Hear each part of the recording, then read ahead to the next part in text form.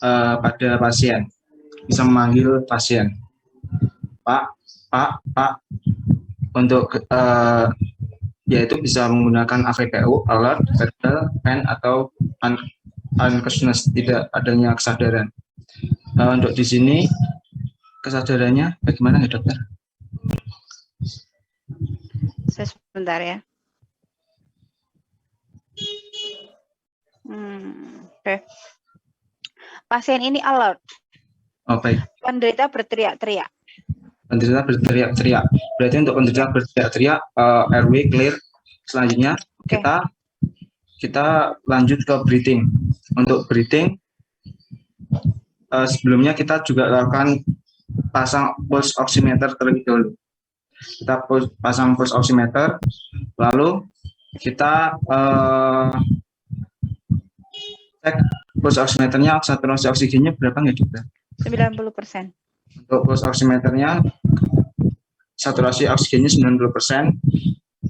Dia terdapat adanya hipoksi, tapi airway-nya clear, berarti kita lakukan pada breathing-nya. Yang pertama kita look, listen, and feel. Untuk look, kita inspeksi terlebih dahulu. Inspeksi apakah pergerakan pernafasan dadanya simetris atau tidak. Simetris, pergerakan hemitoraks tidak simetris. Tidak hemitoraks simetris. dekstra tertinggal. Hemitoraks dekstra tertinggal. Perkusi. Selanjutnya kita lakukan perkusi. Kita lakukan perkusi di hemitoraks kanan dengan zigzag, dengan disusun di hemitoraks kiri. Untuk suaranya, hemitoraks yang dekstra hipersonor, yang sinistra sonor. Untuk yang dekstra hipersonor, yang dekstra sonor. Untuk yang hipersonor berarti curiga adanya suatu adanya adanya udara. Selanjutnya yaitu kita auskultasi. Sebentar nih dokter. Ya.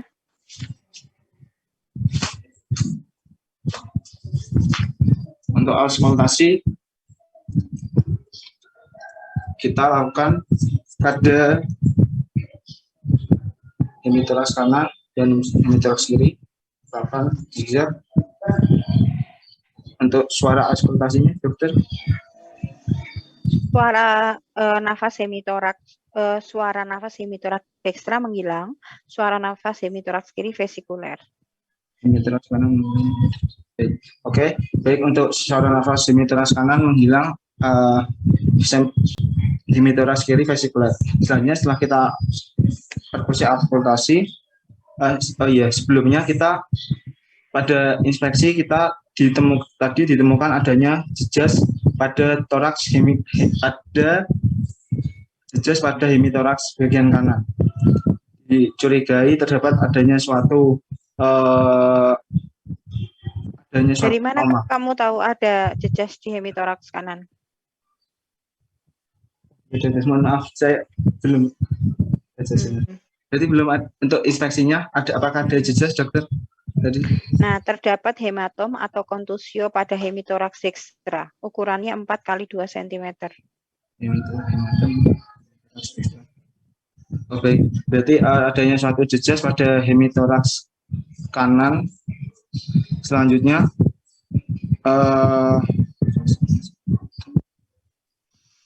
lalu kita berarti adanya suatu trauma.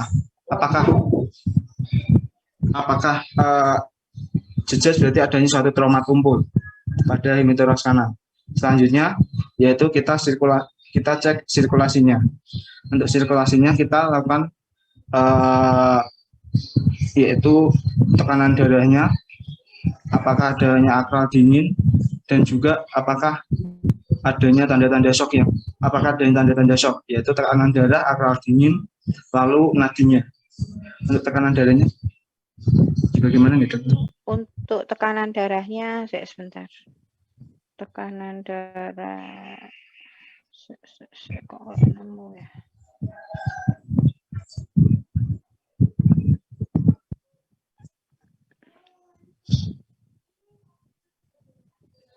Sebentar. Tekanan darahnya 100/90.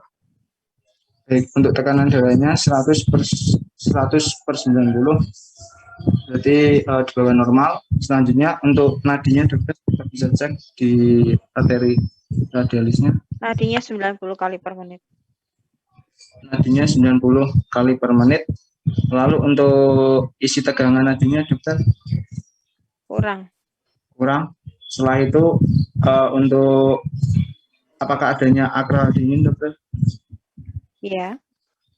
Adanya akral dingin. Untuk capillary level-nya dokter? Capillary level-nya tidak memanjang. Berarti sudah terdapat adanya akral dingin dan hipertensi. Di sini saya curiga adanya suatu shock, yaitu di sini dan juga tadi ditemukan adanya satu jejas mungkin shock hemorrhagic. Lalu setelah itu kita lakukan sembari kita lakukan pada saat sirkulasi, kita sembari lakukan yaitu resusitasi terlebih dahulu. Untuk resusitasinya di sini kita bisa menggunakan kita bisa pasang RW-nya. Kita pasang yaitu non rebreathing mask. Lalu setelah itu dengan aliran 10-12 liter, lalu diberikan cairan yaitu infus Ringer laktat 1 liter atau 30 cc per kilogram berat badan. Setelah itu kita monitor. Di sini untuk pemberian infusnya saya lakukan atau gimana? Ya, terserah. Ya, saya akan ngikutin kamu dulu. Baik. Selanjutnya kita berikan infusnya, yaitu yang pertama kita berikan Ringer laktat. Kita cek terlebih dahulu untuk Ringer laktatnya, cairan kristaloid. Lalu kita pastikan pada infusnya tidak ada udara. Setelah itu kita gantungkan. Setelah itu kita cari tempat untuk pemasangan infusnya, yaitu di daerah yang tidak ada luka bakar. Kita cari vena. Ada luka bakar ya? Ini pastinya tadi luka bakar. Tidak ada. Kita pastikan tidak ada luka di daerah yang tempat kita pasangkan apoket yang akan kita berikan Ringer laktatnya.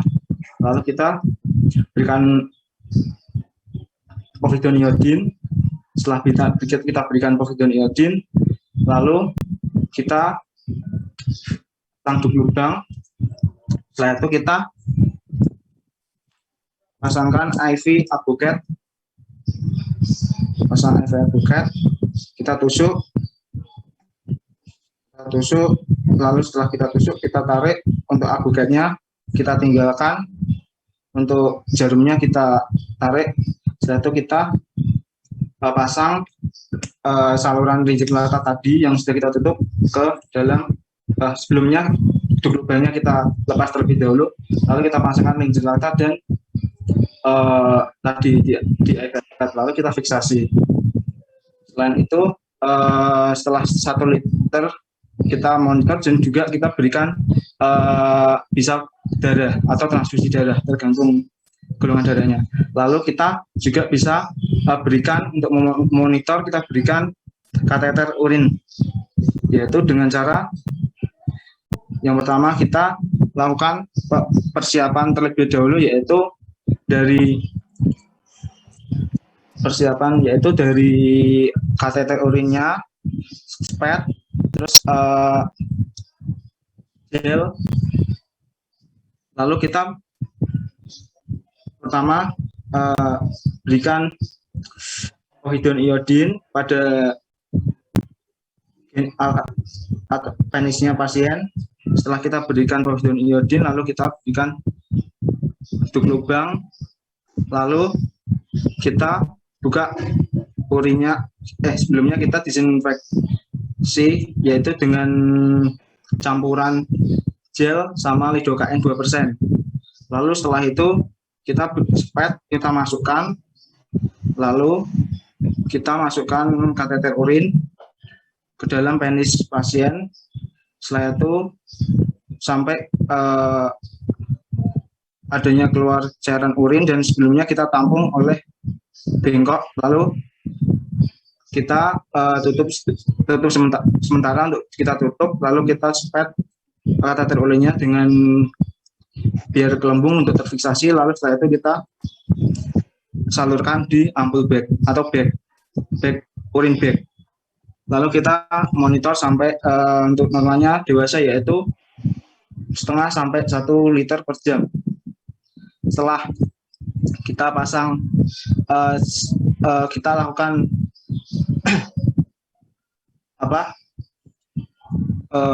kita berikan resusitasi dan kita monitor. Selanjutnya yaitu disability. Kita cek disabilitasnya, GCS-nya. Yang pertama kita cek pada matanya, motion, dan juga verbal. Untuk GCS-nya, Sebentar ya, sebentar.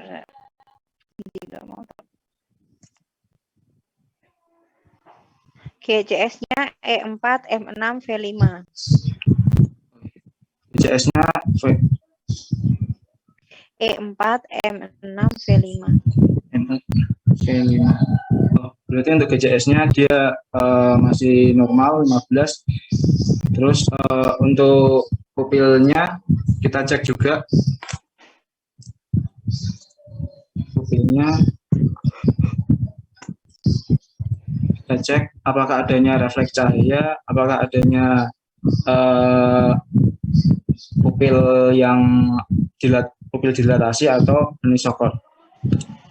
Pupilnya isokor, refleks cahayanya positif. Itu normal. Setelah itu kita setelah dilatasi disability, lalu kita exposure, yaitu kita cek keseluruhan apakah adanya kelainan atau adanya tanda-tanda perdarahan atau trauma jejas yang lain, yaitu kita cek seluruh tubuhnya, lalu kita bisa cek belakang juga, yaitu dengan menggunakan teknik rocklock, yaitu dengan cara tangan menyilang kita juga bisa bantuan untuk mobil lain pada servikal pasiennya. Sebelumnya tadi pada saat RW ini pada pasien trauma sebelumnya tadi saya kelupaan untuk memasang servikal kolar untuk mencegah adanya nanti untuk imobilisasi. Lalu kita roll 1, 2, 3, kita nilai apakah adanya tanda perdarahan atau trauma tumpul pada punggung belakang, terus pelvis sama daerah femur. Apakah ada, dokter? Tidak ada. Baik, tidak ada. Setelah itu kita kembalikan. Setelah kita kembalikan, kita rujuk kepada spesialis bedah untuk dilakukan yaitu middle thoracocentesis, yaitu untuk pengambilan udara pada paru-parunya. Dan sama, dokter. Oke. Nanti saya feedbacknya di akhir ya, biar teman saya pengen tahu punya teman-temanmu yang lain. Kemudian saya mau Dwiki Amrullah. Silakan Dwiki. Baik, dokter. Izin pindah tempat dulu nggih, dokter? Oke.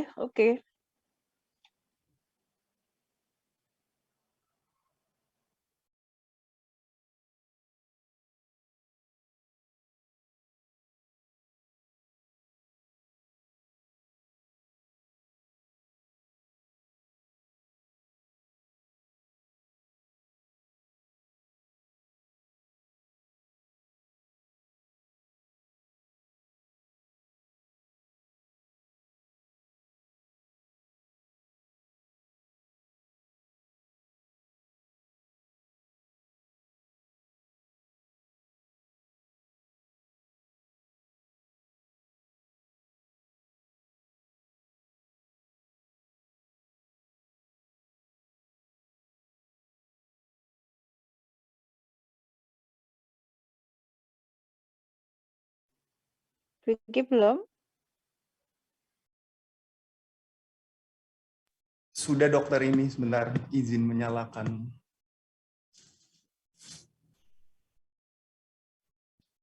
Baik, untuk langkah pertama, pasien datang, lalu saya akan mengecek dari RW-nya terlebih dahulu. Kita lakukan penilaian kesadarannya terlebih dahulu dengan metode AVPU. Untuk ininya sebelum memulai, saya pastikan terlebih dahulu memasang cervical collar karena korban kecelakaan. Dipasangkan, jika sudah dipasangkan, lalu selanjutnya saya melakukan penilaian dari pasiennya, mengecek kesadarannya, Pak, ditepuk, lalu dinilai alertnya sendiri, lalu selanjutnya verbalnya ditanyakan, Pak, namanya siapa, atau mungkin ditanyakan sedang ada di mana, lalu selanjutnya dilihat juga dari look-nya, kita lihat tampilannya apakah pasien pernafasannya susah atau tidak. Selanjutnya saya mendengarkan dari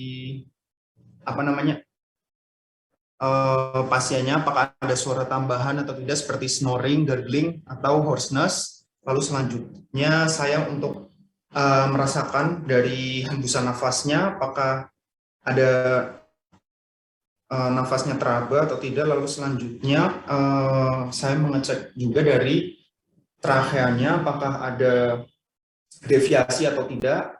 Saya raba, tidak ada. Lalu selanjutnya karena airway sudah, selanjutnya saya melakukan breathing, yaitu dengan cara menghitung RR. Saya pasang saya cek nadinya terlebih dahulu, sama melihat laju pernafasannya apakah sesuai atau tidak. Megang, melihat pernafasan dengan RR.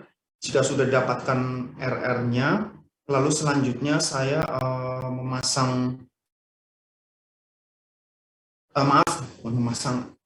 selanjutnya saya melihat dari tampilan dadanya apakah dadanya simetris saat pernafasan inspirasi, lihat bagian kanan sama kirinya simetris atau tidak. Lalu jika hasilnya simetris ataupun tidak, bisa dilanjutkan ke selanjutnya, yaitu kelihatan pada saat inspirasi maupun ekspirasi apakah ada tanda-tanda bantuan dari otot pernafasan atau tidak. Untuk selanjutnya saya melakukan listen, cek suara nafas mendengarkan suara nafas paru dengan stetoskop. Mendengarkan saat inspirasi maupun ekspirasi apakah ada suara tambahan paru atau tidak. Lalu selanjutnya itu dilakukan feel, dilaksanakan terlebih dahulu feel untuk merasakan apakah adanya sternophlebitis pada pasien atau tidak saat inspirasi maupun ekspirasi. Lalu selanjutnya saya bisa melakukan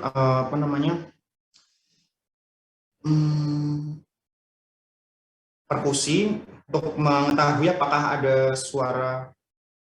suara parunya normal atau tidak. Di kanan. Lalu selanjutnya saya melakukan pemasangan saturasi, alat yang untuk menghitung saturasi oksigen dari pasien. Namanya apa, Dwiki? Pulse oximeter. Oke. Memasangkan pulse oximeter 90.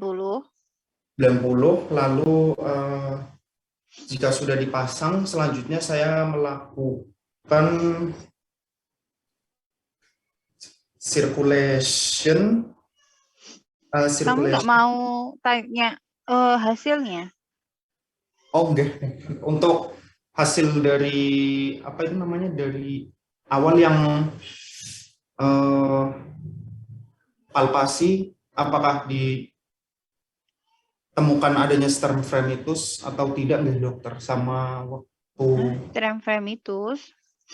Stremfremitusnya nggak diperiksa. Kemudian tadi periksa apa lagi? untuk auskultasinya apakah ada suara tambahan dari parunya atau tidak nggih dokter? Kalau dari parunya bukan suara tambahan yang harus kamu cari. Ronki, maaf. Ronki itu bukan suara tambahan ya, suara abnormal. Jadi suara nafas hemitoraks dekstra hilang, suara hemitoraks kiri vesikuler. Terus selain itu? Lalu pada saat perkusi tadi apakah ditemukan suara sonor atau hipersonor nggih dokter? Kanan hipersonor, kiri sonor.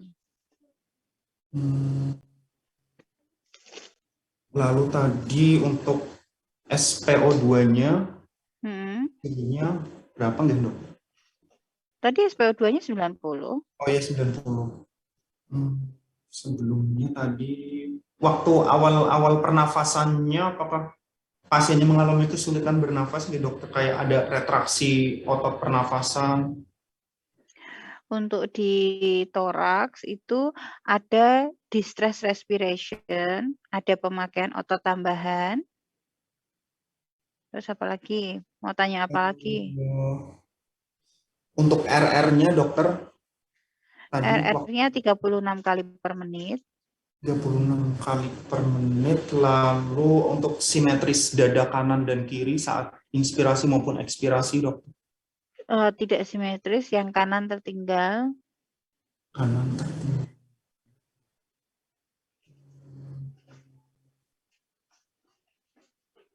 Untuk awalnya tadi kesadaran pasien alert atau somnolen atau tidak nih dokter?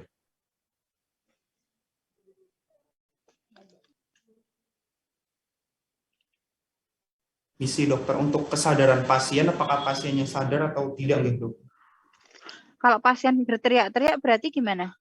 Sadar dokter, sadar penuh. Terus?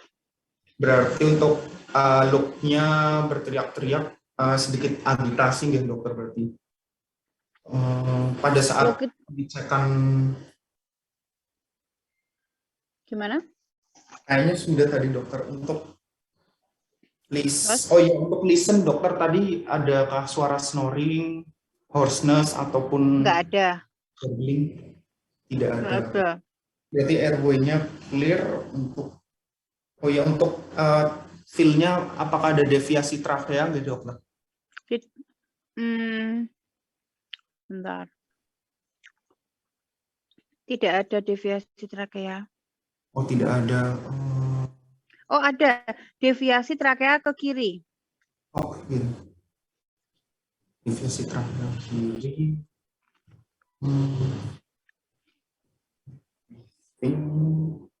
Berarti sudah semua dokter bisa saya lanjutkan ke yang circulation gitu dokter? Kalau menurutmu breathing-nya ada masalah nggak? Breathe. Kalau deviasi berarti kemungkinan ada dokter. Terus kalau ada masalah kamu tangani nggak? Kira-kira breathing-nya udah clear apa belum? Oh, belum clear. Itu saya bantu menggunakan pemasangan apa? Sungkup oksigen dokter, menggunakan non-rebreathing mask dokter. Berapa liter? 90 tadi berarti 4-5 liter dokter. Udah itu aja.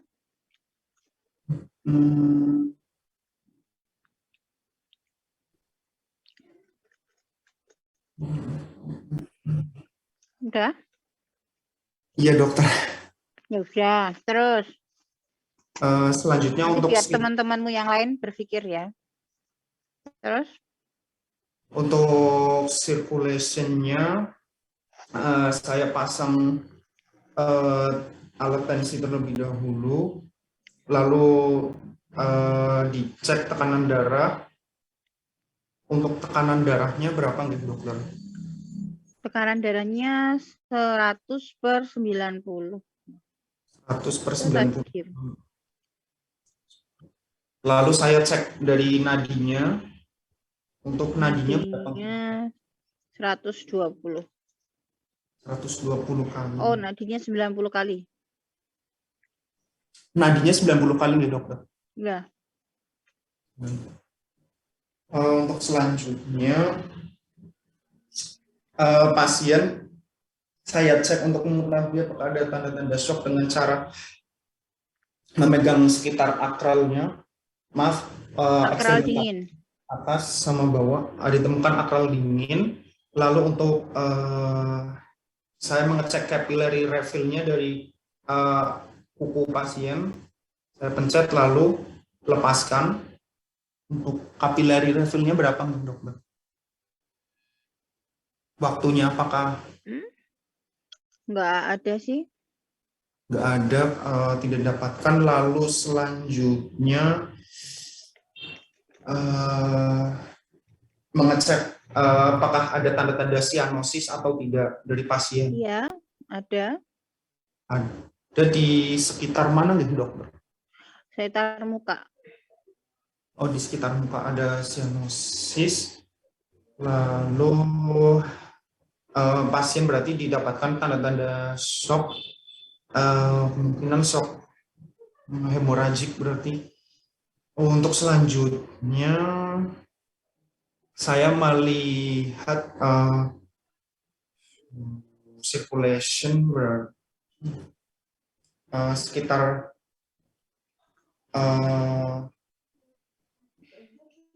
tadi ada circulation.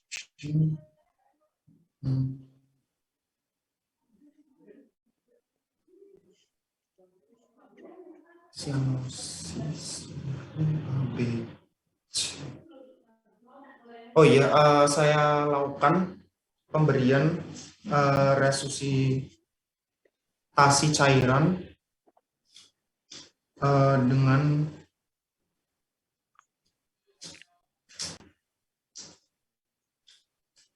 pemberian larutan NaCl, Ringer laktat pada pasien. Saya melakukan pemasangan di tangan pasien. Saya ambil terlebih dahulu dengan keadaan steril, pasang infus yang ada lokasinya, lalu saya ambil di sini kasa atau mungkin alkohol yang sudah diberikan kasa, saya lap, lalu selanjutnya saya pasangkan abuket. Bismillahirrahmanirrahim, sudah dipasang lalu di plester dan jarumnya dilepas, lalu bisa diatur untuk tetesannya berapa kali per menit sesuai dengan kebutuhan pasiennya. Untuk selanjutnya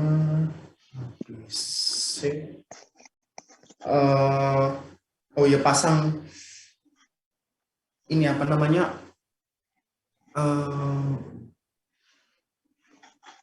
kateter pada pasien, ambil ini apa namanya, duk lubang atau mungkin itu, lalu ambil kasa yang sudah diberikan alkohol, kita bersihkan sekitar genital, lalu ambil kateternya yang sudah dilumasi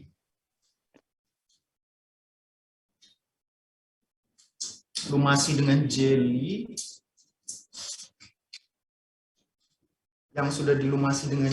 lalu kita bisa pasangkan ke dalam uretra pasien.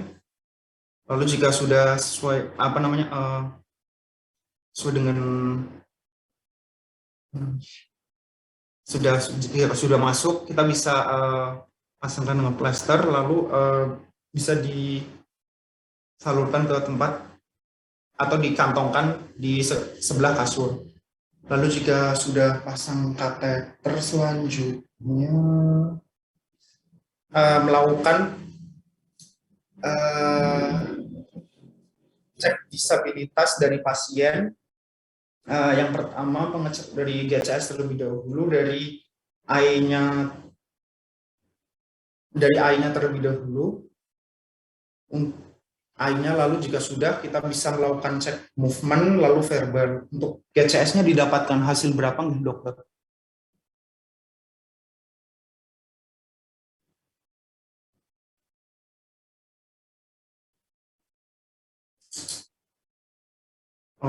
Atau, oh tak mute ya. E-nya, bentar. Untuk E-nya I-nya 4, M-nya 6, V-nya 5. hanya 5, baik. Untuk selanjutnya kita bisa juga melakukan pengecekan dari GCS-nya udah respon pupil dari mata. Kita berikan pen light yang kanan maupun kiri. Dilihat untuk respon pupilnya apakah baik ya dokter? Atau mungkin ada kelainan? Pupilnya isokor. Pupil isokor. Lalu selanjutnya GCS.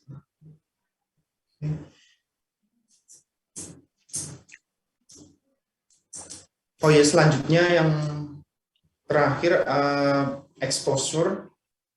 Kita buka dari seluruh pakaian pasien terlebih dahulu. Apakah untuk mengecek apakah ada pendarahan atau mungkin kelainan lain, diperiksa dari kepala sampai ke kaki pasien. Lalu jika sudah, kita bisa melakukan lock roll dengan bantuan asisten digulingkan. Dan lalu kita bisa lihat pada bagian belakang pasien apakah ditemukan adanya pendarahan tempat lain maupun kelainan-kelainan yang lain. Pada saat lock roll ditemukan apa nggih dokter di bagian punggungnya dan belakang dokter? Bentar.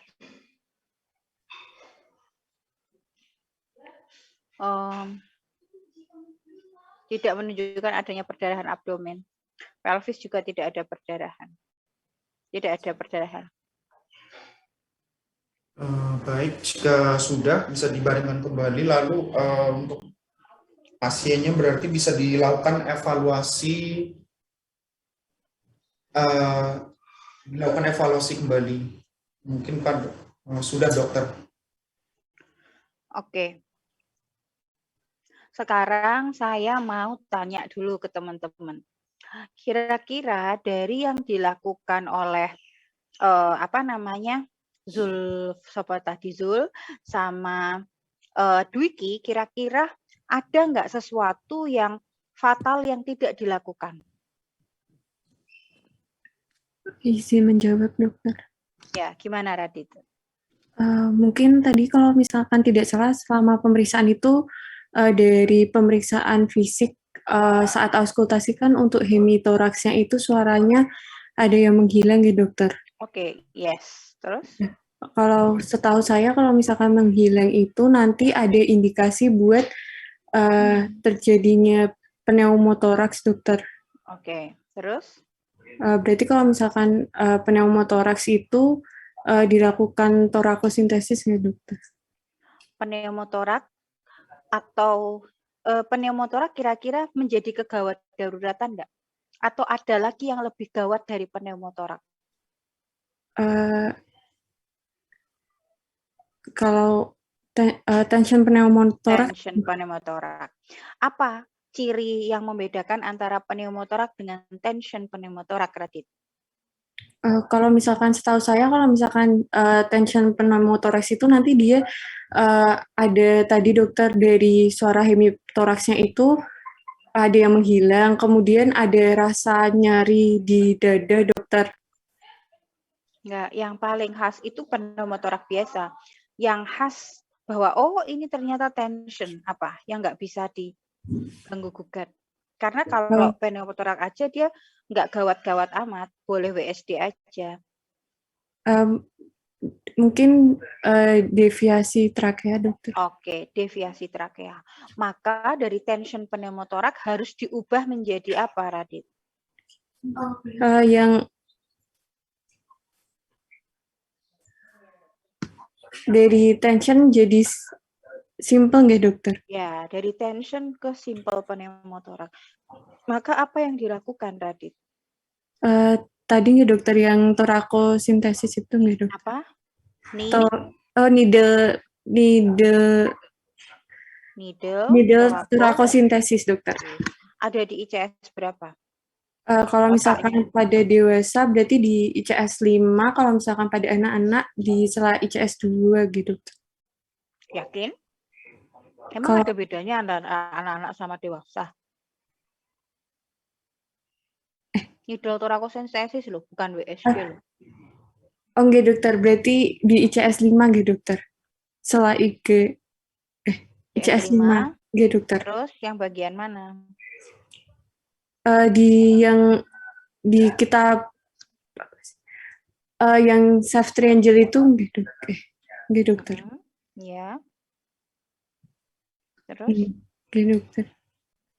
Di mana? Di bagian atas IGA kelima atau di bawahnya?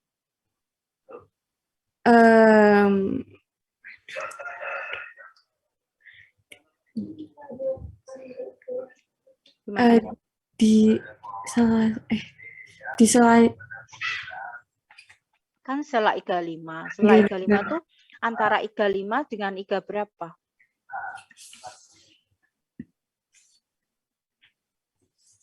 ICS 5 itu berarti artinya tuh di mana?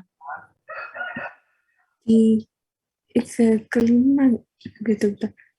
Berarti kalau misalnya ini di atas dari ICS 5 gitu dokter. Sekarang saya tanya dulu.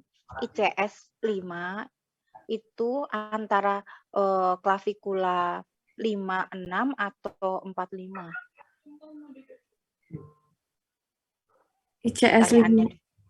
ICS 5 itu di antara 5 dan 6 gitu dokter. 5 dan 6. Sekarang saya tanya, kamu nancepnya di bawahnya ICS 5 atau di atasnya ICS 6? Di atasnya ICS 5 dokter. Atasnya mana? Atasnya. Kalau misalnya tadi ke 5-6 berarti di bawahnya ICS 5 dokter. Di bawahnya ICS 5 atau di tepi atas ICS 6? Di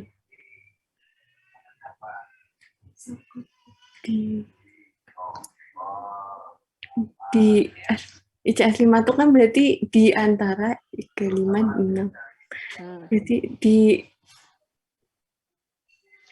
Saya tanya dulu, kira-kira klavikula kosta itu kan ada sulcus costalis yang berisi antar arteri, itu berada di atas atau di bawah?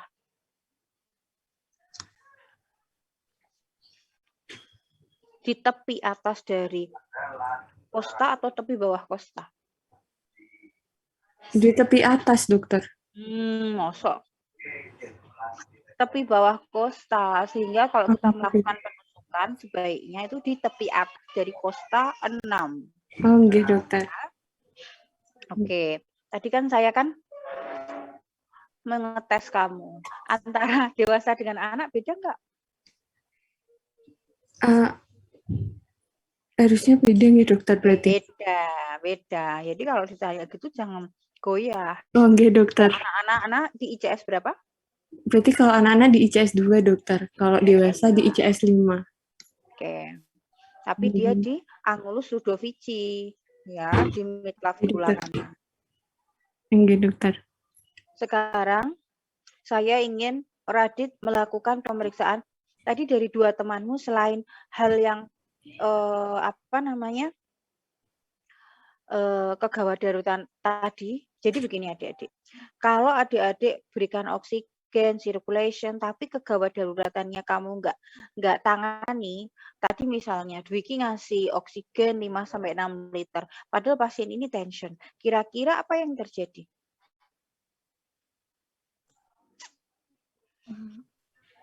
Izin menjawab dokter. Ya, gimana? Mungkin parunya takutnya keburu kolaps dokter, karena tadi seharusnya di breathing-nya diselesaikan dulu. Mungkin bisa dilakukan needle torakosintesis terlebih dahulu baru cek circulation-nya. Jadi dia bisa apa? Bisa kolaps. Dia ditambahin oksigen berarti tambahin udara enggak? Iya kan? Iya dokter. Jadi dia tidak akan, ini kegawat daruratan ya. Jadi kalau misalnya pasien sesek banget Bu kasih oksigen, tambah sesek nanti. Gitu ya. Dwiki dan siapa tadi? Zul ya. Paham Dwiki dan Zul? Iya, Bu. Dokter. Kamu merasa ada yang salah nggak ketika tadi? Merasa ada yang aneh nggak ketika saya udah bilang ada deviasi trakea gitu? Iya dokter. Tapi yang waktu apa namanya yang auskultasi itu saya kurang mendengarkan, mungkin sama kelupaan juga dokter, yang ada suara yang hilang tadi. Ya, kan deviasi trakea wis jelas banget itu. Berarti kan ada tension pneumotorak. Kalau tension pneumotorak maka harus kita ubah dari tension ke simple. Kalau dia tidak tension pneumotorak, simple pneumotorak aja, maka kita hanya lakukan WSD. Ya, tapi kalau dia tension itu gimana caranya kita itu menyelamatkan kegawat daruratan dulu, coblos dulu. Ketika kita coblos, udaranya itu bisa keluar sehingga apa? Sehingga paru itu nggak kolaps karena terdesak udara dari luar paru. Itu loh, paham? Oke, terus Radit coba kamu lakukan dari awal, dari primary survei yang awal Radit. Oh, oke dokter. Sekejap ya dokter.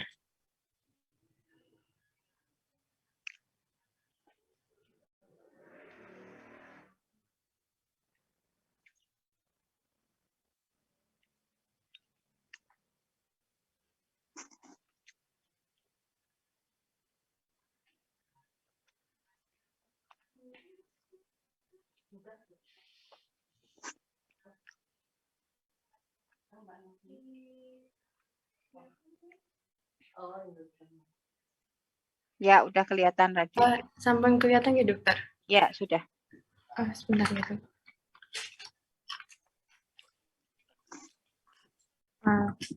Dari awal nih dokter. Ya, dari awal. Oke, baik. Bismillahirrahmanirrahim. Baik, jadi di sini saya sebelumnya sudah menggunakan APD terlebih dahulu, kemudian di sini kita akan memasang terlebih dahulu untuk cervical-collarnya di bagian pasien, karena khawatirnya pasien ini ada cedera pada leher. Nah, kemudian di sini kita akan melakukan pemeriksaan. Yang pertama nanti kita lakukan terlebih dahulu untuk RW-nya. Jadi RW-nya ini kita lakukan, pertama kita terlebih dahulu kita inspeksi dari si pasiennya ini.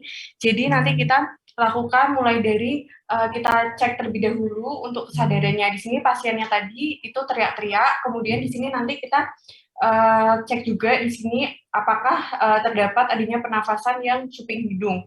Kemudian jika sudah, di sini kita akan listen, yaitu kita dengarkan dari pasiennya apakah di sini terdapat adanya suara tambahan.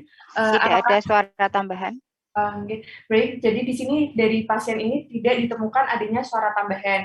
Kemudian di sini kita akan memeriksa feel. Jadi di sini kita akan periksa untuk tadi apakah terdapat deviasi pada trakea pasien. Jadi terdapat deviasi ke kiri. Gimana dokter? Terdapat deviasi ke kiri. Oke. Kemudian tadi setelah itu kita nilai untuk B-nya yaitu breathing-nya. Jadi kita nilai untuk breathing-nya di sini kita mulai dari pertama yaitu kita lakukan pengecekan dengan menggunakan saturasi terlebih dahulu dengan menggunakan pulse oximeter. Kita cek untuk pulse oximeternya dokter 90%. Kemudian tadi 90%, kemudian di sini kita juga lihat terlebih dahulu apakah di sini ada tanda-tanda sianosis pada pasien. Apakah ada tanda-tanda sianosis, dokter? Oh, tidak ada tanda-tanda sianosis. Okay. Baik, di sini dari pasien ini tadi ditemukan untuk saturasinya itu 90%. Kemudian dari setelah itu di sini kita akan lakukan menggunakan stetoskop, kita dengarkan dari pasiennya itu untuk suara pada hemitoraksnya. Di kedua hemitoraks kita dengarkan dengan menggunakan stetoskop di seluruh lapang paru. Bagaimana dokter untuk Suara nafas hemitoraks dekstra menghilang, suara nafas hemitoraks kiri vesikuler. Okay. Kemudian di sini Jantung perlu dicek nggak? gimana dokter? Jantung perlu dicek nggak? Jantung perlu dokter, suara dari jantungnya itu dia normal atau tidak dokter? Suara jantung dalam batas normal. Okay. Kemudian tadi sebelum kita melakukan auskultasi, kita terlebih dahulu lihat untuk dari inspeksinya terlebih dahulu untuk hemitoraksnya itu dia pergerakannya simetris atau tidak, kemudian apakah di situ ada jejas atau tidak dokter? Pergerakan hemitorak tidak simetris, gerakan hemitorak dekstra tertinggal. Kemudian terdapat hematom atau kontusio pada hemitorak dekstra ukurannya 4 x 2 cm. Okay. Kemudian setelah itu di sini kita palpasi juga untuk dari lapang parunya terlebih dahulu, kita palpasi apakah di sini terdapat adanya tanda-tanda nyeri dokter? Ya, nyeri tekan hemitorak dekstra. Ya, berarti ada tadi untuk hemitoraks, suara hemitoraks yang dekstra itu menghilang dan juga ada rasa nyeri di bagian hemitoraks yang dekstra. Kemudian kita lakukan perkusi juga secara juga untuk suaranya dokter. Perkusi hemitorak dekstra hipersonor, sedangkan yang sinistra sonor. Ya, berarti di sini kita bisa simpulkan bahwa di sini terdapat adanya kelainan pada hemitoraks dekstra. Tadi untuk ada suara menghilang, kemudian juga ada rasa nyeri di bagian dekstra, dan juga tadi didapatkan ada hipersonor, berarti menandakan terdapatnya ada pengumpulan udara di bagian hemitoraks dekstra.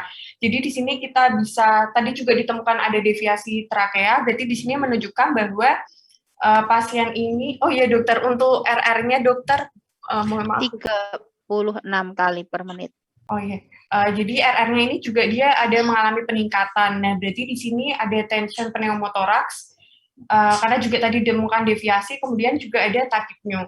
Jadi di sini kita bisa lakukan needle thoracosintesis. Jadi untuk needle thoracosintesis ini nanti kita akan lakukan pada bagian di sela ICS ke-5, tadi di tepi atas dari ICS ke-6. Jadi nanti kita akan, dokter ini untuk alatnya sederhana ya, dokter, menggunakan pulpen. Iya. Letaknya di mana? Perpotongan antara apa dengan apa? Jadi letakannya itu nanti di antara angulus Ludovici ya dokter? Bukan dong. Tension loh, garis mid aksilaris. Garis mid di depan dari garis mid aksilaris yang dekstra gitu kan? Ya. Ya, jadi kita bisa lakukan penandaan terlebih dahulu untuk bagian yang akan kita lakukan dari needle thoracosintesis. Nah, setelah itu di sini tadi untuk alat-alatnya sudah kita siapkan. Kemudian di sini nanti sebelumnya kita akan melakukan disinfeksi terlebih dahulu di bagian dari tempat yang akan kita lakukan penusukan. Kemudian di sini kita akan tutup dengan menggunakan duk steril. Setelah itu, jika sudah kita tutup dengan menggunakan duk steril, di sini kita nanti kita akan melakukan tadi penusukannya itu di tempat yang sudah kita kita tandai, yaitu tadi di depan mid aksilaris yang kanan di sela ICS ke-5, berarti di antara ICS ke-5 dan 6 di tepi atasnya. Jadi kita nah kemudian di sini kita pakai EVI kateter nomor berapa? Kalau kateternya berarti nomor 4 dokter. Hah? 14 dokter. Ya, wes. Terus? Maaf dokter. Kemudian habis itu ini kita tusukkan di dokter. Ya. Caranya gimana? Jadi ini berarti kita tusukkan tadi di titik di tempat yang sudah kita beri tanda ya dokter. Halo dokter.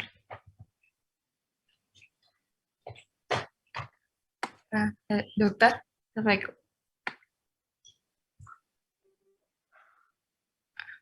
Halo dokter. Ya. Oh, ya dokter. Jadi ini tadi dokter di antara ICS ke-5 dan ICS ke-6 di bagian tepi atas di depan sela IG Ya, kan di depan. sudah. Kemudian setelah itu apa yang harus Anda lakukan? Setelah udah menjadi simple pneumotoraks. Jangan lupa ketika Anda melakukan needle thoracosintesis, jangan lupa memakai sarung tangan steril ya. Tadi nggak disebut. Tadi sudah menggunakan APD dokter. Ya, APD-nya kan kalau yang di awal itu dia APD-nya nggak APD sarung tangan Steril steril. nggih dokter. Oh nggih dokter. Mohon maaf nggih dokter. Oke, terus selanjutnya habis itu dilakukan pemasangan WSD nih dokter. Ya, pemasangan WSD. Silahkan. Nah, berarti ini tadi udah untuk needle-nya itu kan kita sudah thoracosinthesisnya sudah, berarti nanti kita bisa lanjutkan pemasangan WSD-nya nggih dokter. Ya. WSD itu biasanya yang masang di OK itu.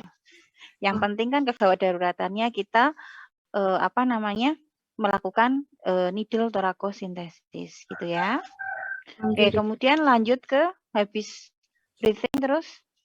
Berarti kita ke circulation ya dokter. Ya, oke.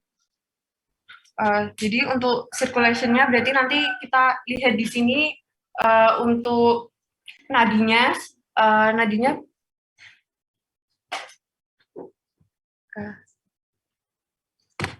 Assalamualaikum dokter. Iya, gimana Radit? Untuk nadinya dokter? Nadinya mau piro ya? Nadinya 90 kali per menit. Oh, ya berarti untuk nadinya 90 kali per menit. Kemudian untuk tekanan darahnya dokter? Kenapa? Tekanan darahnya 100/90. Oh ya, untuk tekanan darahnya sudah. Kemudian untuk isi dan tegangan dari nadinya dokter? Cukup. Oh ya, kemudian di sini kita juga cek tadi sianosis sudah kita lakukan pengecekan. Kemudian di sini kita kita pemeriksa juga untuk apakah terdapat adanya akral dingin pada bagian ekstremitas dari pasiennya dokter. Yes, akral dingin. Oh, ya dokter. Kemudian untuk kita nilai juga untuk kapilari refill-nya dokter. Kembalinya lambat. Kembalinya lambat, berarti dia lebih dari 2 detik nih dokter. Yes. Itu dokter untuk circulation-nya dokter. Terus kalau begitu butuh dilakukan terapi apa? Tadi kan untuk tekanan darahnya itu di bawah normal dokter. Kemudian ada akral dingin. Jadi kita bisa pasang ini dokter, infus dokter. Berapa? Butuhnya berapa?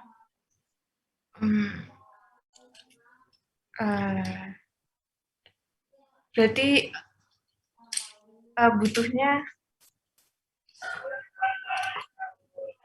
kalau sudah akral dingin, nadinya sudah melemah, kemudian tensinya juga udah mulai turun, itu namanya tanda-tanda apa? Shock dokter, berarti 2 liter gitu. Terus 1 liter aja dulu. Oh, 1 liter. Oh, iya dokter. 1 liternya diberikan dalam waktu? 1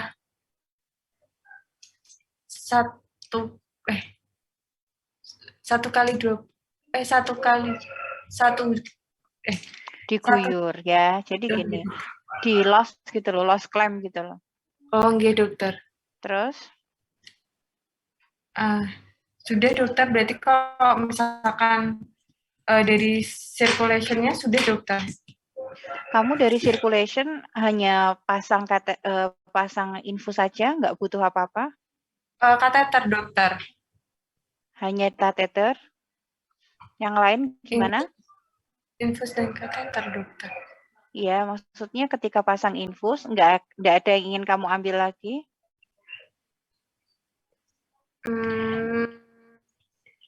Temannya yang lain?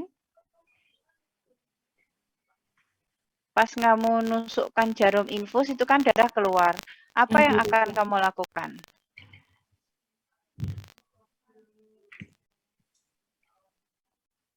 Ya, oke. Siapa ini?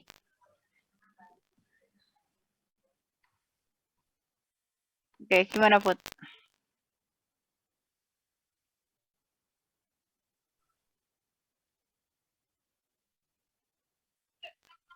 Terus apa lagi?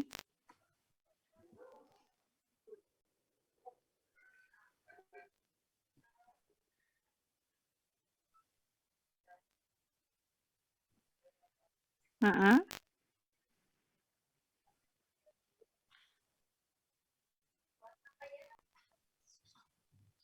Mm-mm.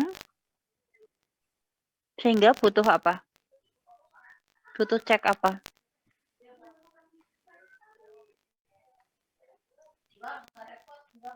Go, go, golongan. Darah, dokter. Nah, kamu kan butuh darah. Butuh darah kan namanya orang kecelakaan kita nggak tahu dia golongan darahnya apa. Kan kita di Indonesia ya, kecuali kalau kamu di luar negeri itu kan udah database-nya udah sinkron di seluruh negaranya.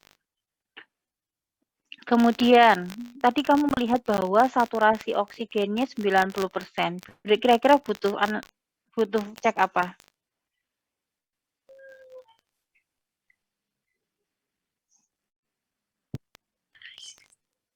Apa?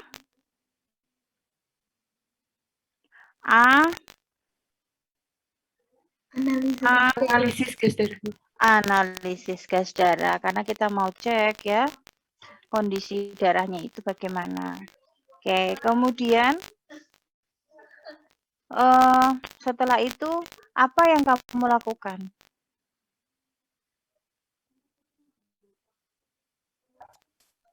Halo? Enggak, dokter. Setelah itu apa yang kamu lakukan? Pemasangan? Kateter tadi, dokter. Oke, pemasangan kateter. Oh ya, tadi baik Dwiki maupun Zul itu pemasangan kateter, pemasangan infusnya itu masih kurang sempurna. Jadi harus disempurnakan. Saya minta siapa ya? Oke, Radit, Dang, coba gimana caranya pasang infus dan kateternya? Oke, dokter. Berarti, bentar nih, dokter. Jadi untuk tadi untuk pemasangan pertama kita akan melakukan pemasangan infus terlebih dahulu. Jadi di sini kita akan mempersiapkan alat-alat. Kemudian setelah itu nanti jika sudah disiapkan alat-alatnya, nanti kita di sini akan mulai melakukan pemasangan. Nah, sebelumnya tadi kita pastikan untuk cairan yang disiapkan itu sudah benar. Kemudian di sini kita cek juga untuk dari alirannya juga ini apakah ada sumbatan atau tidak. Nah, setelah itu di sini kita akan mulai pasangkan. Jadi dengan kita pasangkan infusnya itu nanti kita pasangkan kita tusukkan terlebih dahulu. Setelah kita sebelumnya kita lakukan sterilisasi terlebih dahulu.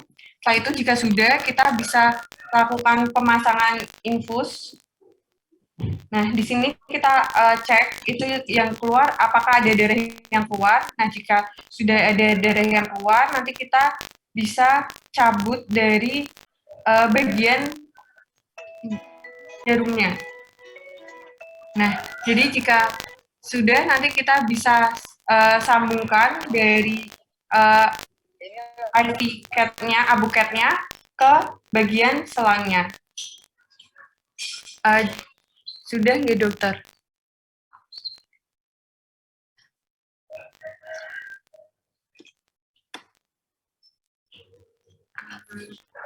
Assalamualaikum, dokter.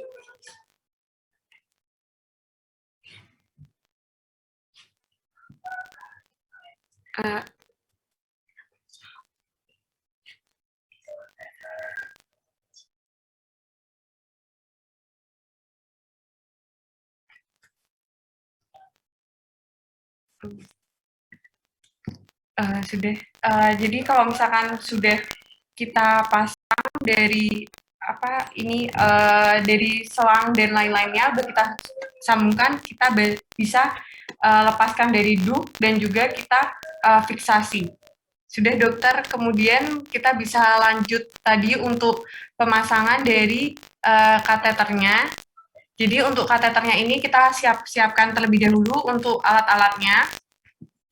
Setelah itu jika sudah disiapkan alat-alatnya, nanti kita bisa mulai. Jadi kita akan membuat dari larutan pelumasnya. Jadi nanti di sini sebelum kita lakukan pembuatan dari larutan pelumasnya, kita bisa lakukan sterilisasi.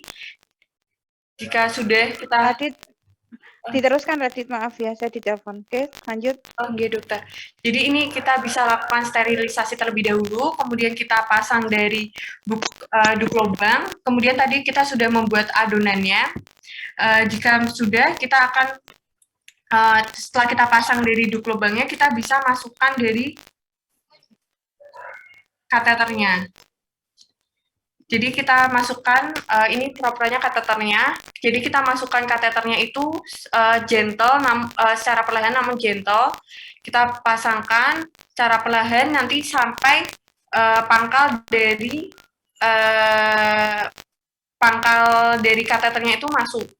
Nah, jika sudah, nanti kita akan klem dari si kateternya itu bagian ujungnya, agar si urinnya itu tidak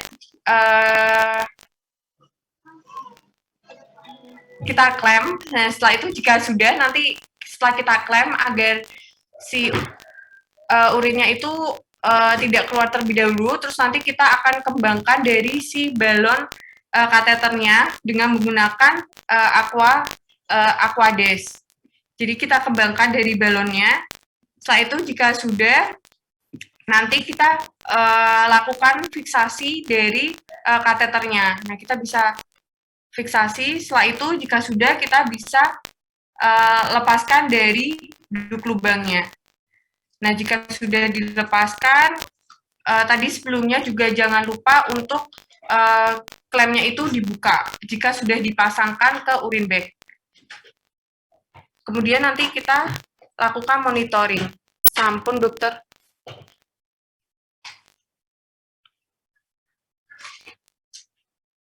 Assalamualaikum, dokter.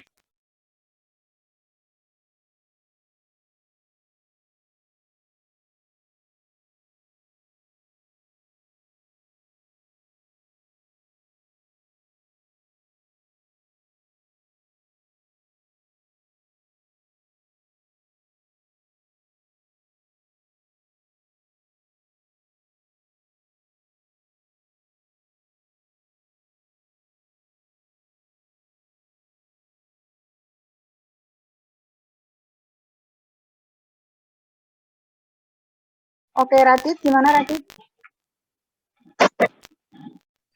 Sampun, dokter. Tadi untuk kateternya. Ya. Terus selanjutnya? Kalau misalkan ini sudah semuanya terpasang, kita bisa tadi untuk kateternya kita juga bisa lakukan monitoring dari urinnya. Terus nanti kita lanjutkan ke berikutnya, dokter. Harusnya berapa urin itu minimal? Kalau berat, kalau misalkan bagaimana? rumusnya gimana? Berarti setengah atau setengah kali kilogram berat badan dari pasien, gitu, dokter. Oke, terus kalau misalnya beratnya 60, berarti berapa? Berarti 0,5, 60, berarti 30, dokter, 30. 30 apa? 30 30 cc, gitu, dokter. Dan kemudian apa yang harus dinilai selain volume? Bagaimana, dokter? Selain volume cairan dari urin, yang harus dinilai apa lagi? Kalau misalnya ini tadi kan dari kapilari refillnya itu bisa kita nilai juga dokter. Kemudian apakah dari pasiennya itu masih ada akral dingin dokter. Kemudian dari tekanan darah, kemudian RR juga dokter untuk menilai keberhasilan. Nadi dokter maksudnya dokter. Nadi RR. Tekanan darah. Oke, sama akral ya. Oke, terus setelah itu apa yang harus dilakukan? Berarti reevaluasi. Reevaluasi. Reevaluasi dari ABC-nya. Oke, dokter. Terus habis itu apa lagi? Kalau misalkan sudah reevaluasi ABC, kita bisa lakukan pemeriksaan berikutnya dokter, D dan E. Disability dan exposure dokter. Terus apa yang dilakukan disability-nya? Kamu cek apa? Jadi, kemudian di sini kita akan lakukan pemeriksaan yang selanjutnya, yaitu dari disability dan juga exposure. Nah, sebelum kita melakukan disability, jadi kita lakukan sebelum kita lakukan exposure, kita lakukan disability terlebih dahulu. Nah, jadi untuk disability, pertama kita akan menilai dari pupil GCS terlebih dahulu. Nah, jadi kita nilai untuk GCS-nya, EVM-nya dokter. Nah, untuk nilai EVM-nya, setelah kita nilai GCS, itu kita bisa nilai untuk pupilnya di sini. Kita nilai dengan menggunakan pen light, baik mata sebelah kanan maupun mata sebelah kiri, apakah ada anisokor. Kemudian jika sudah, kita nilai juga untuk refleks dari cahaya pupil pasien, dokter. Terus? Sudah, dokter. Kalau misalkan sudah, kita bisa lanjutkan ke dokter, exposure, dokter. Ya, exposure apa yang dilakukan? Nah, kalau misalkan exposure di sini, kita bisa lakukan seperti kemarin itu, dokter, ada lock roll, dokter. Ya. Jadi kita apa yang dicari di lock roll itu? Ada perdarahan atau tidak, dokter, kemudian ada jejas atau tidak. Terus? Di bagian punggung maupun di bagian kemarin ada pelvis, kemudian di bagian femur. Sudah, dokter. Oke. Hasilnya tidak ada perdarahan. Kemudian apa yang harus kamu lakukan lagi? Ini berarti untuk pemeriksaannya kayaknya udah, dokter. Direevaluasi. Oh iya, direevaluasi lagi nggih, dokter. ABCDE-nya. Oke. Dari sini adik-adik paham? Paham ya? Paham ya? Tadi Zulfahmi dan teman-teman yang lain. Iya, dokter. Apa namanya?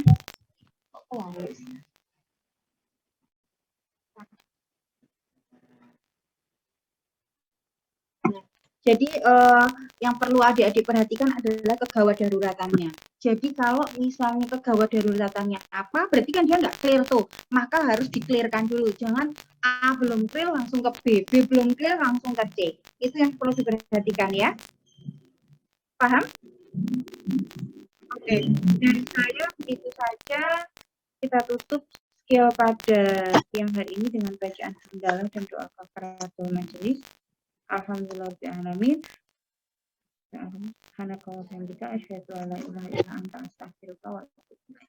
Assalamualaikum warahmatullahi wabarakatuh. Waalaikumsalam. Waalaikumsalam warahmatullahi wabarakatuh. Terima kasih, dokter.